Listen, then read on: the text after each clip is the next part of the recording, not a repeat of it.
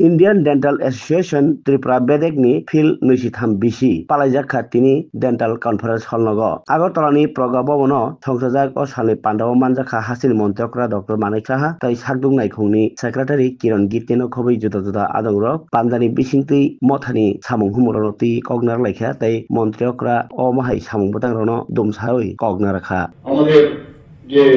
আধুনিক যে একটা ডেন্টাল যে একটা ভ্যান সেটা মোবাইল ভ্যান সেটা যাতে হয় উনি বলেছেন যে এটার ব্যবস্থাতে প্রায় 1 কোটি টাকার মতো খরচ হবে আমরা no problem you do it তো এটা যদি হয় তাহলে সমস্ত জায়গায় এবং কথায় কথায় আমরা এখানে ডেন্টাল কলেজ থেকেও আমরা পাঠাতে পারি আমাদের অ্যাসোসিয়েশন থেকেও পাঠাতে পারি এনএচএম যারা আছে তাদেরকেও পাঠাতে পারি তাহলে অনেক সুবিধা হবে এবং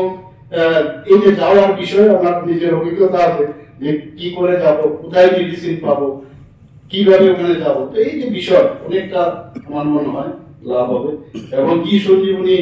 যেটা টেলি পরামর্শ পরিষেবা এত ভালো এর আগে আমরা এটা শুরু করেছিলাম এবং এতে করে আমরা এখান থেকে টেলি কমিউনিকেশনের মাধ্যমে কি সঞ্জীবনী টেলিমেডিসিন পরিষেবার মাধ্যমে আমরা মানে গ্রামের যারা পেশেন্টরা আছে তারাও কিন্তু যোগাযোগ করতে পারে এবং অন্যান্য ডাক্তারও যোগাযোগ করতে পারে আমার মনে হয় যে আমাদের যে ডেন্টাল ডেন্টিস্ট্রি এখন সারা ভারতবর্ষের মধ্যে সবাই কিন্তু বলছে